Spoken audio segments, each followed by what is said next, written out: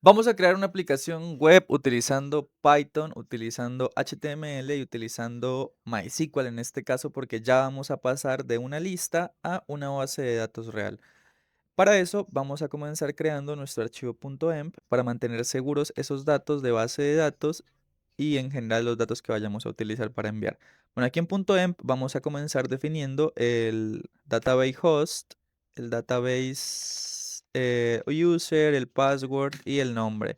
Listo, una vez tengamos definido esto, que serían básicamente nuestros datos o credenciales para acceder a nuestra base de datos, vamos a crear también un archivo de requerimientos que nos va a servir más adelante en caso de que nuestro sistema requirements crezca mucho, a que no nos perdamos en cuanto a qué librerías tiene para que funcione, cómo necesitamos hacer para que otra persona lo pueda instalar, porque a veces cuando cambiamos de sistema recuerden que nosotros tenemos instaladas unas cosas y las otras personas no las tienen. Entonces, para eso sirve requirements, para que todos tengamos las mismas cosas instaladas, ¿ok?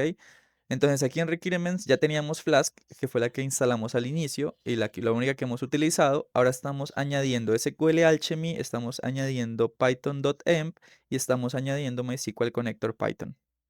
Vamos a realizar la instalación de todas estas librerías y ya no lo hacemos una por una como pip install Flask, SQL Alchemist, sino que para eso es requirements.txt, para poder instalar todos los requerimientos de una vez. Entonces escribimos Python.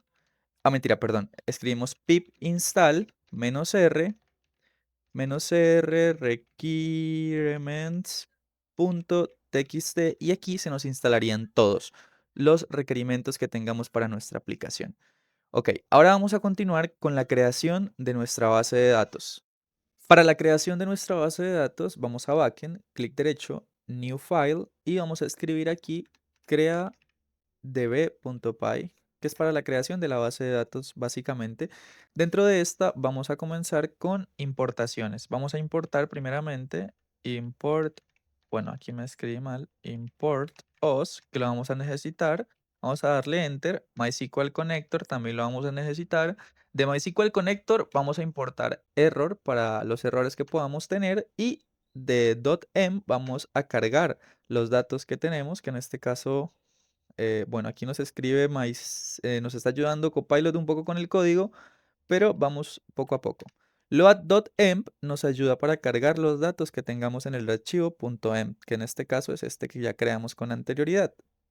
Bueno, para continuar vamos a llamar esos datos básicamente, que aquí Copilot también nos está ayudando, pero lo vamos a hacer paso a paso, donde vamos a escribir db va a ser igual a host, aquí va a ser igual a user, password y nombre, listo.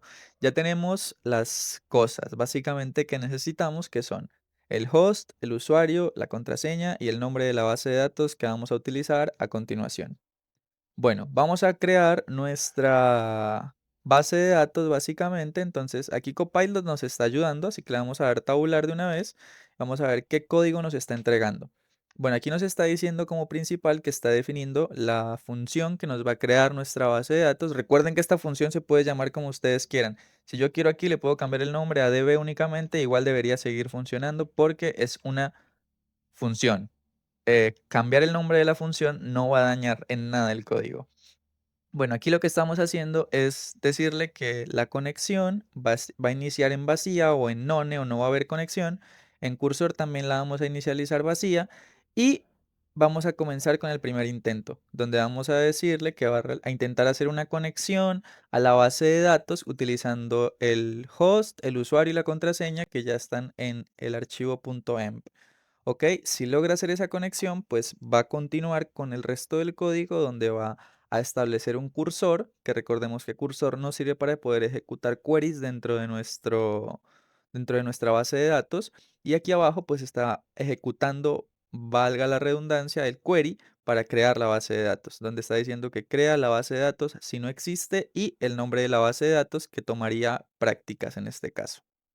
Bueno, vamos a continuar. Acá nos está haciendo un except error, que esto si llega a ocurrir algún error, pues nos va a decir error creando la base de datos y ya. Y si no pasa ese error, pues finalmente nos va a cerrar nos va a decir que si está conectada, nos cierre la conexión y nos cierre Primero la conexión con el cursor y segundo la conexión con la base de datos, ¿ok? Recordemos, el cursor sirve para ejecutar queries y el connection sirve para realizar la conexión con la base de datos. Bueno, aquí en definición de Create Table, que recuerden este nombre, ustedes lo pueden cambiar si ustedes quieren. Aquí pueden colocar Table 1, Table 2, Table 3 para que no se confundan cuando creen muchas tablas. Y aquí lo que está haciendo es básicamente otra vez, inicia la conexión, trata de establecerla, si la establece pasa y abre un cursor para poder ejecutar queries y luego únicamente hace cursor.execute y ya hace la creación de la tabla como tal, donde pone el ID, el nombre, el apellido, el email y la contraseña. Si ustedes quieren entender qué significa todo lo que dice aquí en este código, me preguntan en los comentarios y hacemos otro video solamente de eso, porque nos comería mucho tiempo.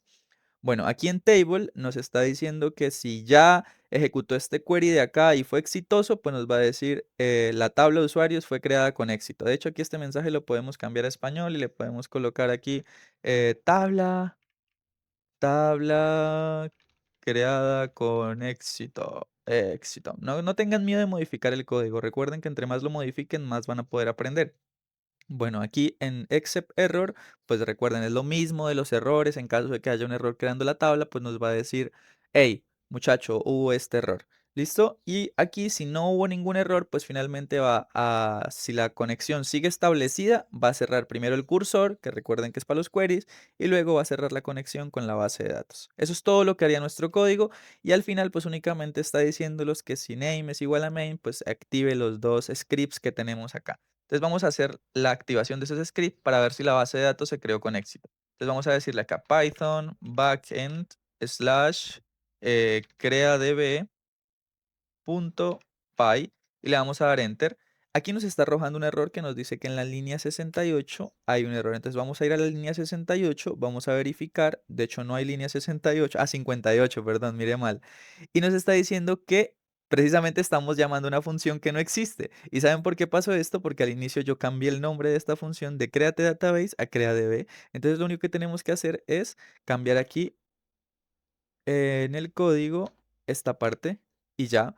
Recuerden, si ustedes realizan algún tipo de cambio en el código, revisen que en el resto del código también se realice ese cambio, si no van a ocurrir este tipo de errores. Pero bueno, ahora ya corregido, podemos ahora sí activarlo y debería funcionar con normalidad. Miren, aquí nos dice Database Prácticas Created Successfully, o sea que sí fue creada con éxito. Y la otra que sí la traducimos al español dice tabla creada con éxito. Listo, ahora sí vamos a verificar esto en un editor de bases de datos. Miren que aquí no aparece de momento nuestra base de datos práctica, pero si yo refresco, aquí apareció, miren, práctica, y si nos vamos a práctica, podemos ver de que existe una tabla dentro de práctica, que es la tabla usuarios, y podemos ver que tiene los campos ID, nombre, apellido, email y contraseña. Si quieren saber cómo utilizar esta base de datos con esta tabla creada en nuestro programa, miren la siguiente parte.